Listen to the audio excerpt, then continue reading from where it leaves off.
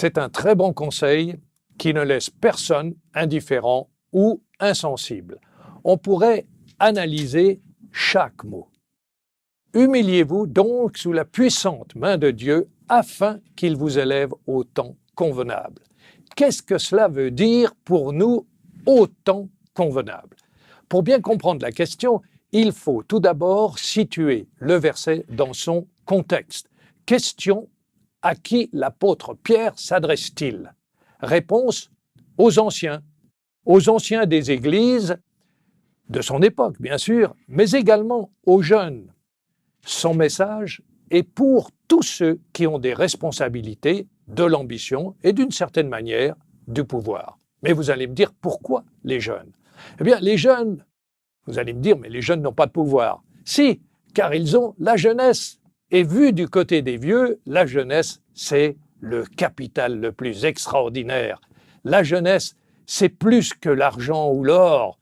Donc, dans ce verset, Pierre s'adresse à ceux qui sont en position de force et à ceux qui sont appelés à l'être. Il leur écrit: humiliez-vous sous la puissante main de Dieu. Ce n'est pas un souhait, il ne dit pas essayez, faites votre possible, ou encore vous auriez un grand avantage à vous humilier. Vous voulez diriger, vous voulez servir le peuple de Dieu, très bien, alors humiliez-vous. Oui, humiliez-vous, mais pas n'importe comment, ni devant n'importe qui. Humiliez-vous sous la puissante main de Dieu. Autrement dit, reconnaissez que votre Dieu est le Tout-Puissant. C'est lui qui vous a appelé pour servir ses enfants, non pour les dominer ou les écraser.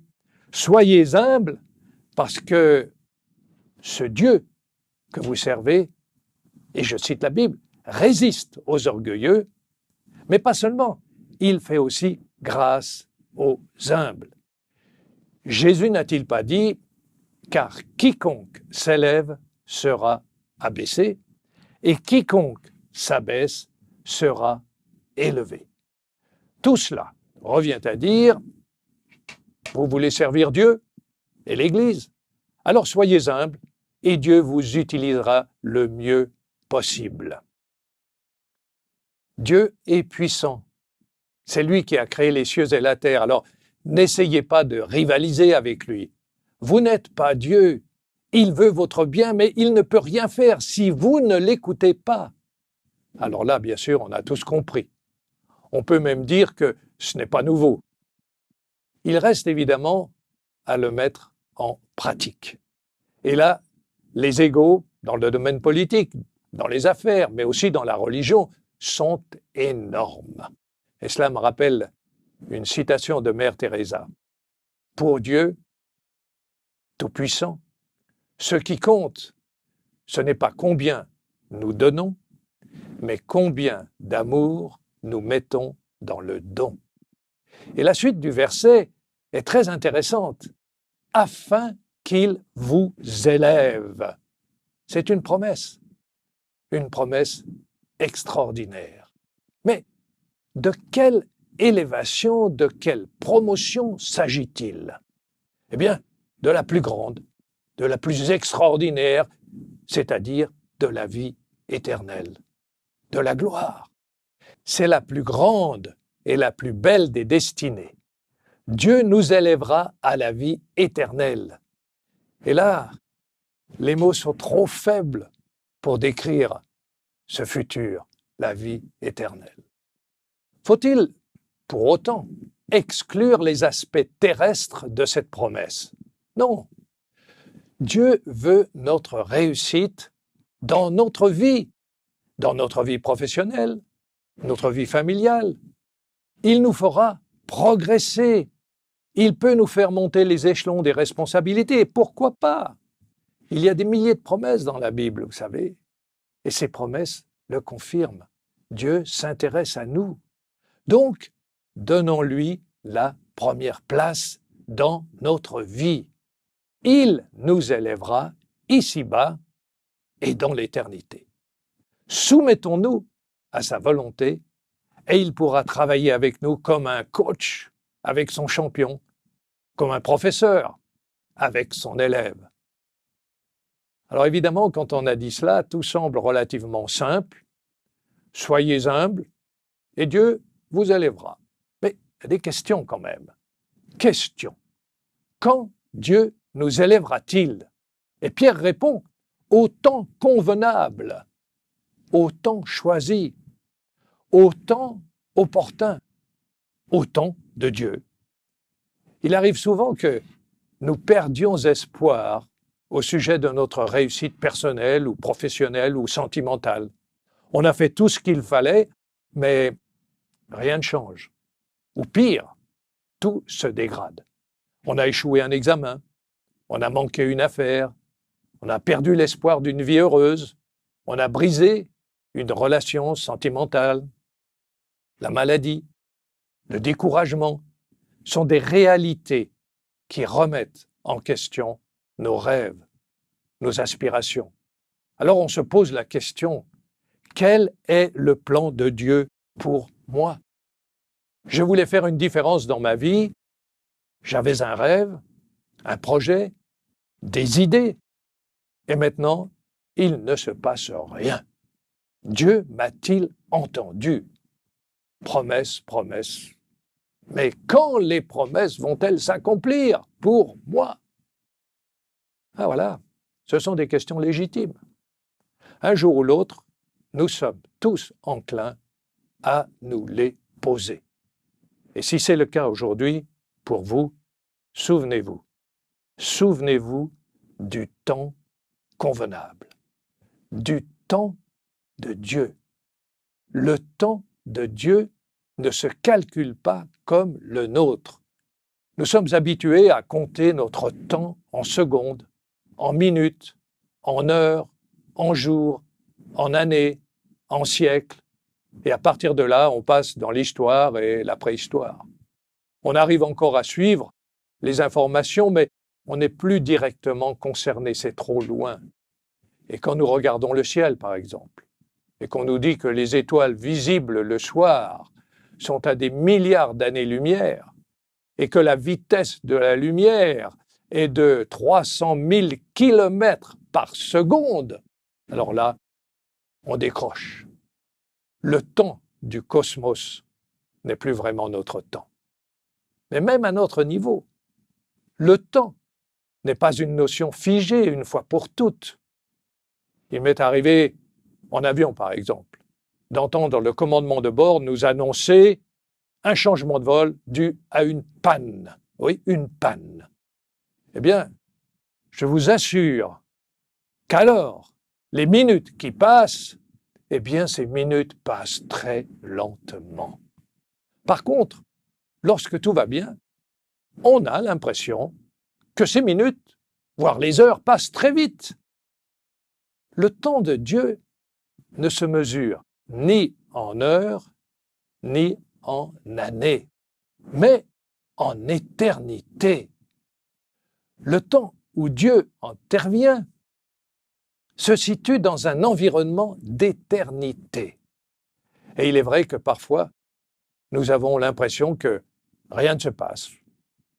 Rien ne se passe en tous les cas comme on voudrait, comme on l'avait planifié. Pourquoi?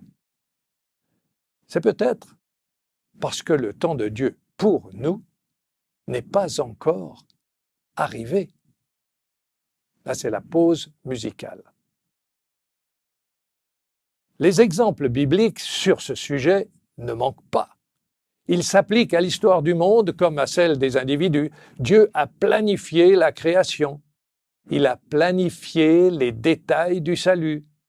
L'apôtre Pierre écrit que Jésus a été prédestiné avant la fondation du monde et manifesté à la fin des temps.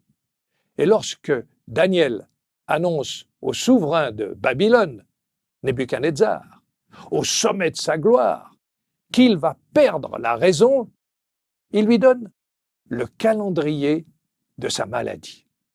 7 temps passeront sur toi jusqu'à ce que tu saches que le Très-Haut domine sur le règne des hommes et qu'il le donne à qui lui plaît. Jésus est venu et il reviendra au temps fixé par Dieu. Il est mort sur la croix lorsque les temps, et là je cite à nouveau la Bible, ont été accomplis. Mais c'est vrai aussi pour Abraham, pour Sarah. Les deux étaient désespérés car ils n'avaient pas de fils. Vous vous souvenez sans doute de l'histoire. Et malgré la promesse répétée par Dieu, ta postérité sera comme les étoiles du ciel, avait dit Dieu. Eh bien, l'héritier n'était pas en vue. Sarah, voyant les années passées, trouva une solution. Agar, sa servante.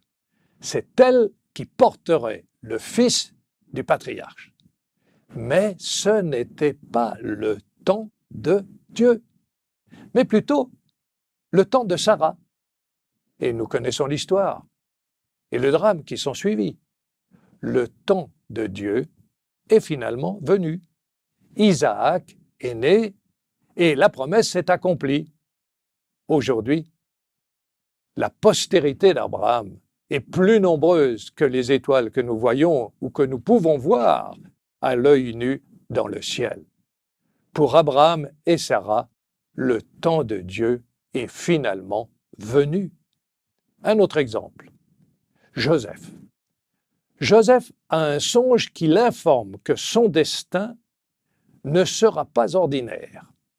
Il jouera un rôle important pour sa famille, son père donc, qu'il aime de manière un peu spéciale, lui accorde une préférence. Évidemment, ses frères sont jaloux.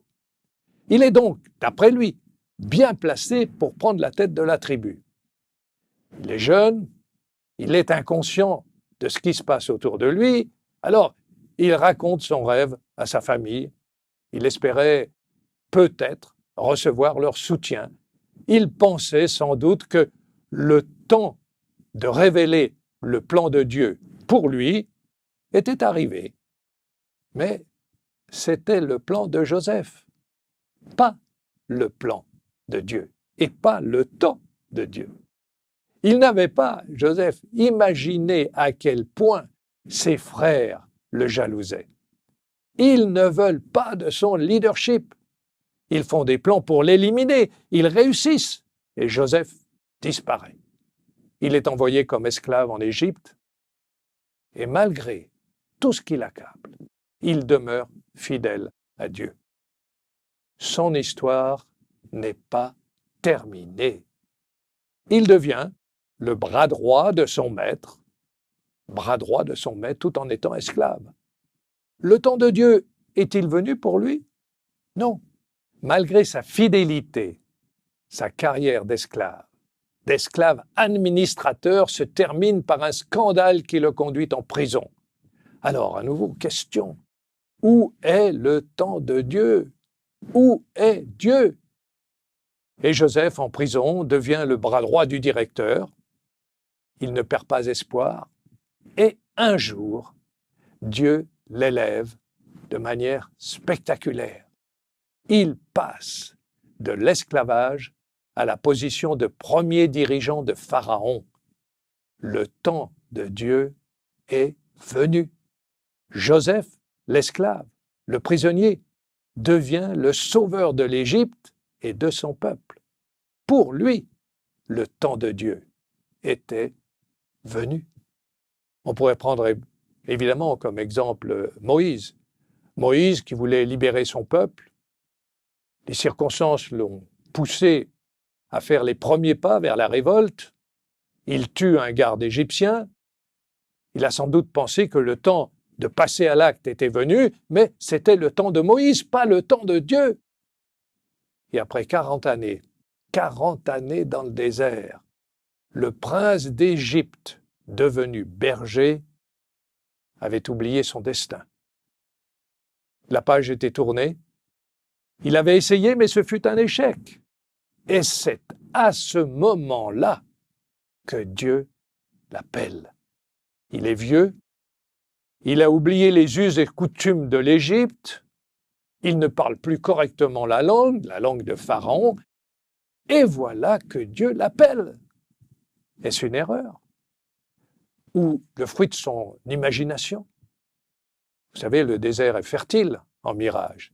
Eh bien, non, non, c'est vraiment lui que Dieu appelle.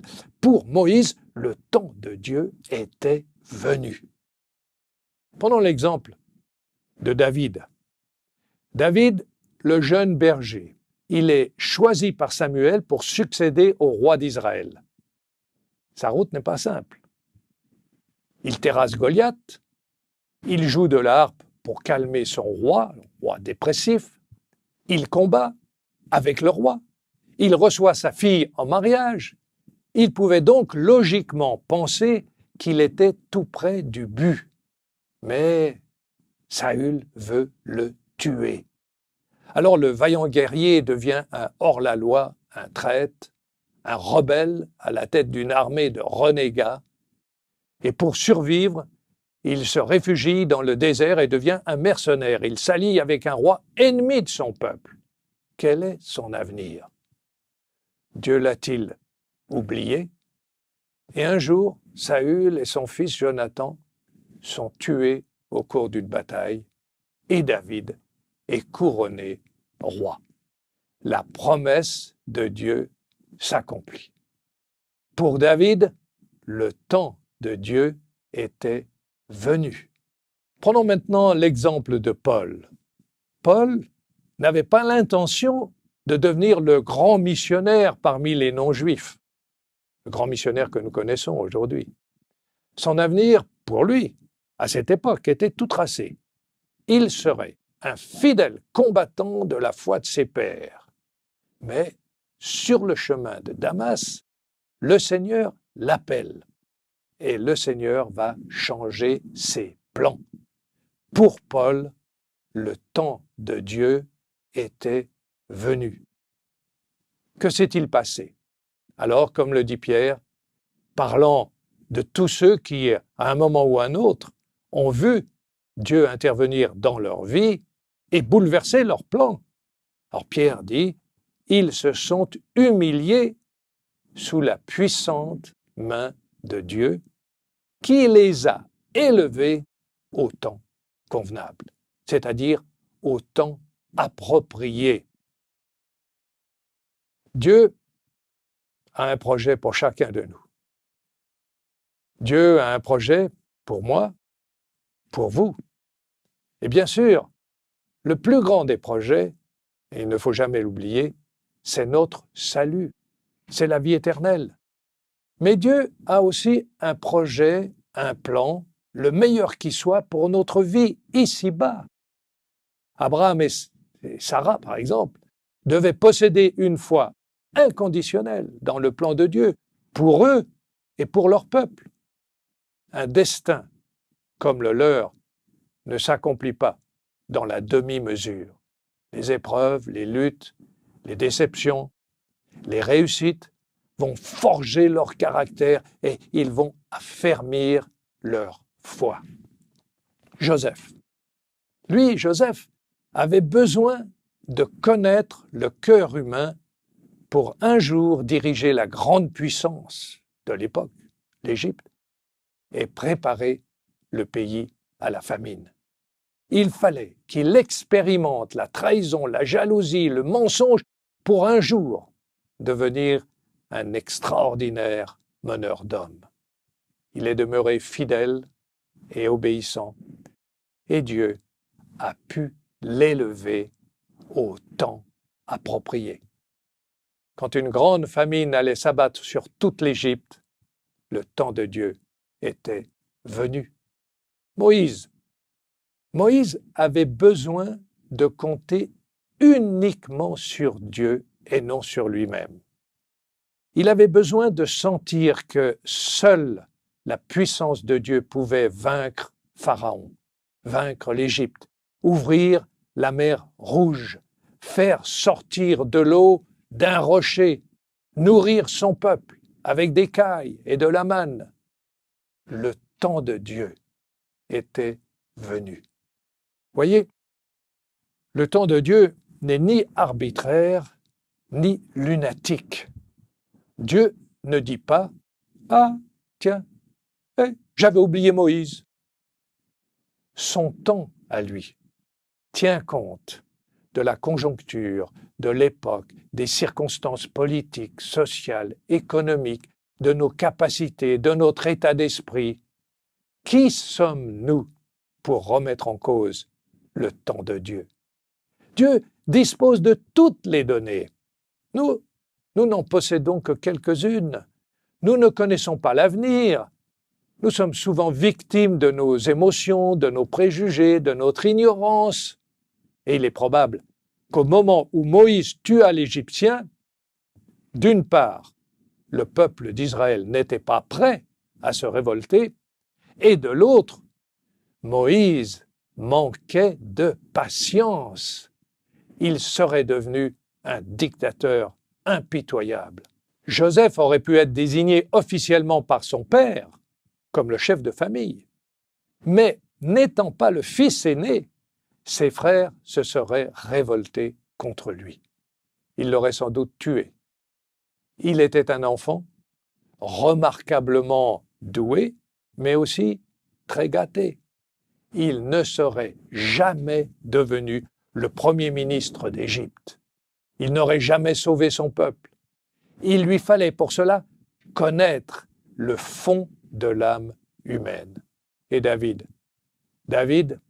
devait apprendre comment survivre en hors-la-loi, comment se battre pour sauver sa vie, être loyal en respectant le roi que Dieu avait choisi avant lui, diriger une armée de farouches guerriers.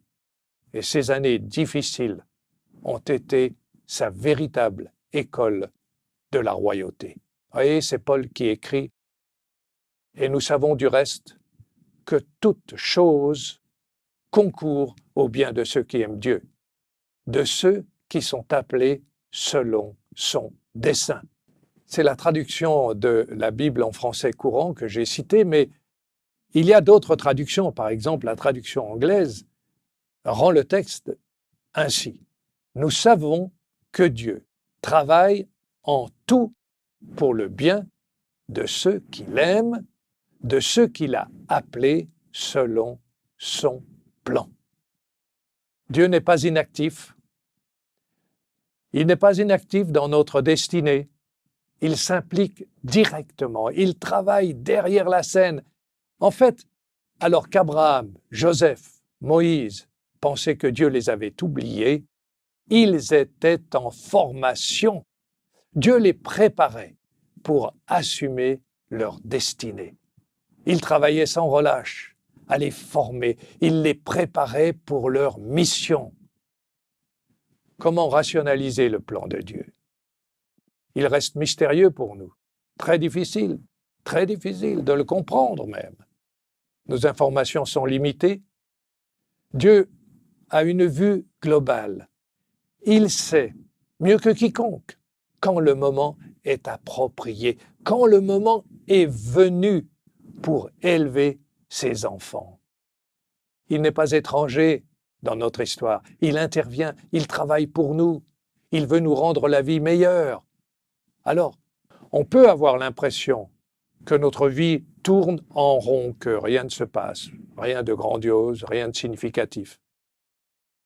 Nous ne sommes ni Abraham, ni Joseph, ni Daniel. Nous luttons pour vivre, et certains luttent pour survivre. Si c'est notre cas, souvenons-nous de Sarah. Elle avait abandonné l'espoir d'avoir un enfant. Souvenons-nous de Joseph en prison, de David se cachant dans les grottes du désert pour sauver sa vie. À quoi devait-il penser? Il est possible que nous accomplissions des tâches que la société ne valorise guère. Nous pouvons nous sentir prisonniers de la routine journalière.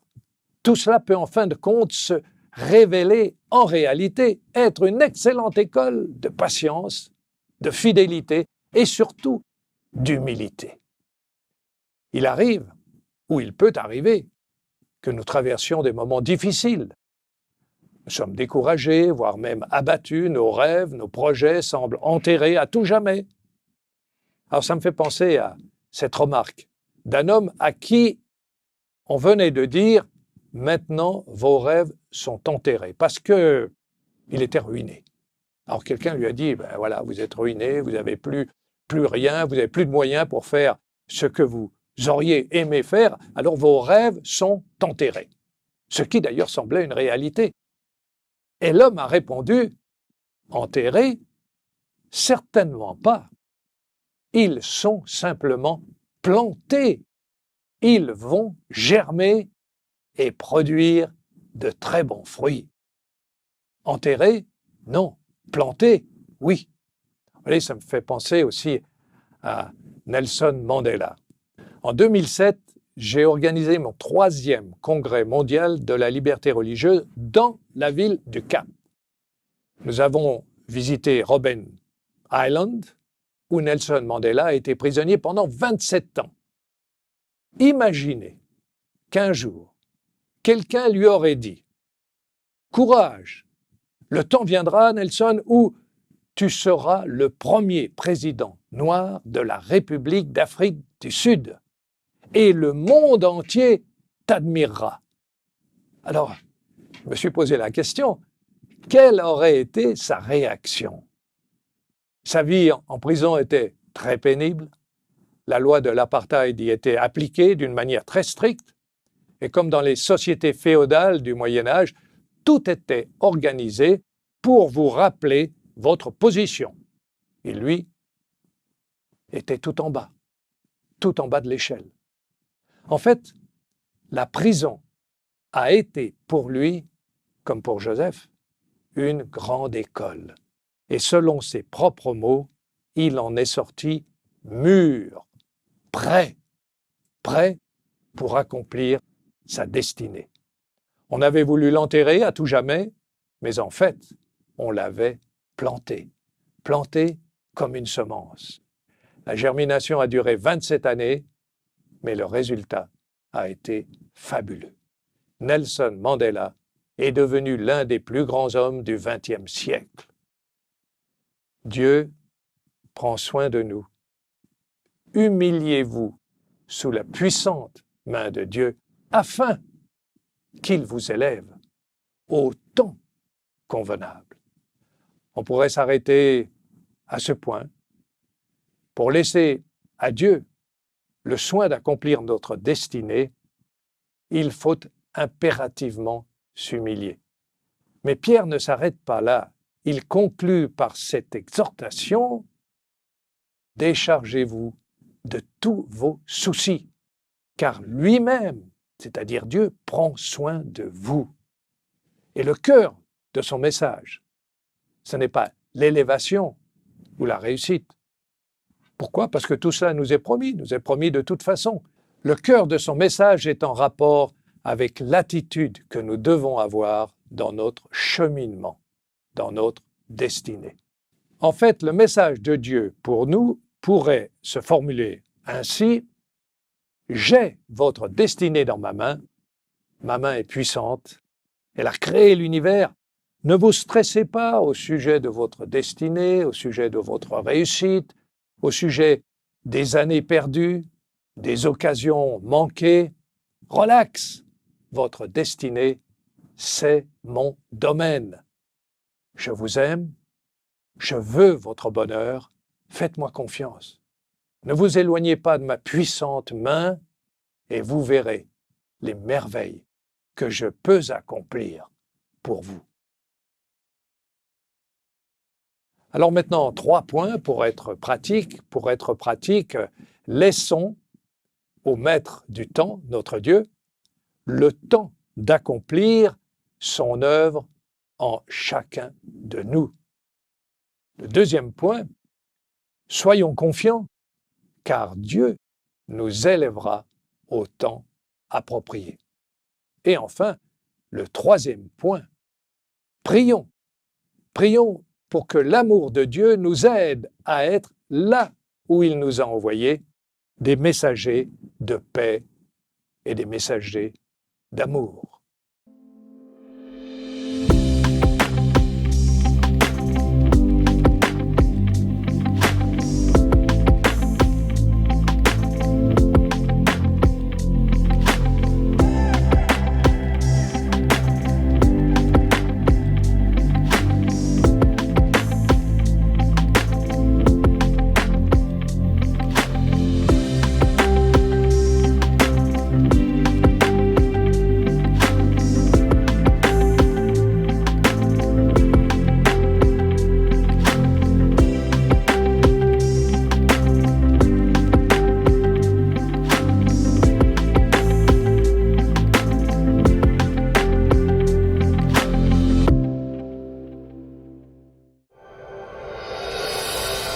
Thank you.